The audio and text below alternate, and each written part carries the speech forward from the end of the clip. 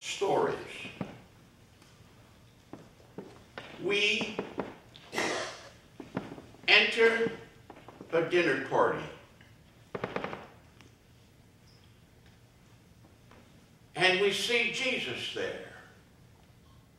He comes in to the house of a Pharisee who was a particular kind of religious leader who put great emphasis in outer appearances. Everything was about how it looked to those who were called Pharisees in the times of Jesus. Great effort at making things look good and doing the right things regardless of what was going on inside of the Pharisees was extremely important. As we enter that story, we notice that Jesus comes in and he's not greeted as a guest of honor. As I watch that, and I'm sure as you watch it, we would wonder how it could be that a guest of honor would not be honored upon entry into a dinner party. There was no special greeting. There wasn't even the common courtesy of sending someone with water and a towel to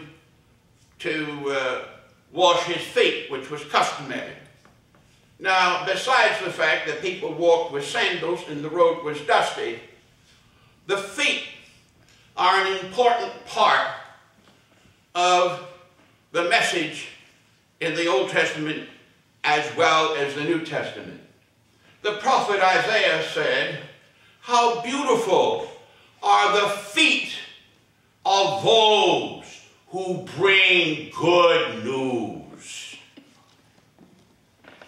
And so communication being by foot, and the fact that Jesus was bringing good news to people, we notice as we enter this story that it is a real breach of etiquette, that the bearer of good news is ignored with common courtesies. But we go on with our hors d'oeuvres and our glasses of wine, and as we are chatting about the usual superficialities that often go on in traditional cocktail party happy hours, we observe an intrusion. This is getting interesting. Who is this bursting in uninvited? Who? Oh my God.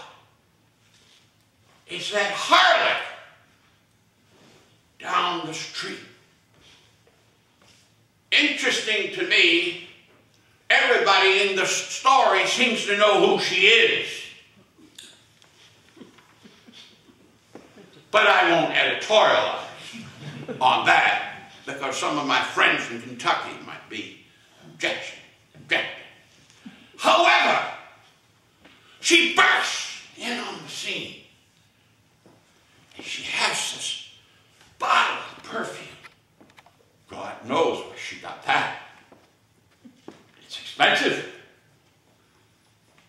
And she goes not to the host. No, this woman is not set on formalities. She doesn't go to the host. She goes straight for the guest of honor. Now, by this time, there was a little upsetment here in this pretentious occasion. And it was very pretentious. There was a lot of pretending going on. Let's be honest here. There was this subtle, quiet disdain and unspoken hostility toward Jesus. He was being set up because he proclaimed himself to be one who could forgive sins. And the Pharisee was going to set him up that night at the dinner party. I know none of you have ever been in an occasion where you felt like you were being set up, but Jesus was being set up. So without any decorum, without any of the essential niceties, this woman appears. Here she is. Think of how, oh, what would be a good word? Brazen? How brazen? How audacious? How assuming? Here she comes. She goes to Jesus and she begins to cry. I can imagine what would be going on in minds of people there, beyond who is she and why is she here and how audacious and brazen of her, and how did she even know to get in the house and where to get into the house, by the way, and why did the servants let her in, oh, by the way, because she was known. We can infer that. Here she is, and she begins to weep like rain falling on the feet of Jesus. And she's just standing there, and she's crying, and she's crying, and she's crying. And then she takes her hair and she unwraps it, and it falls long down her back, and she bends over and she begins to wipe her feet with her hair, her feet with her hair.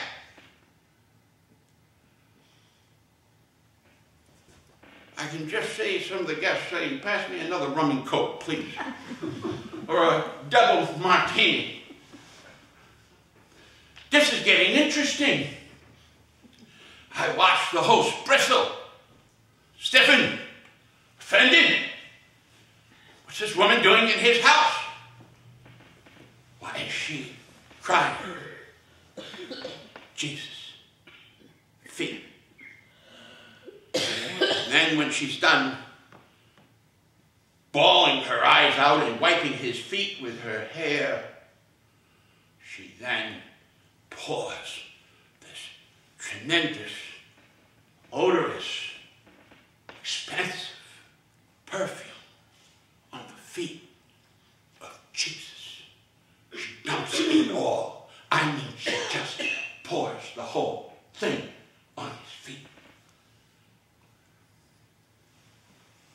Well, the scene shifts, and the Pharisee, in his hidden hostility, pulls it together enough to begin to criticize Jesus. And Jesus then, in the story, tells another story.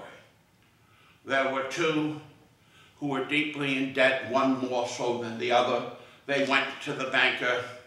He forgave all of the debt for each of them.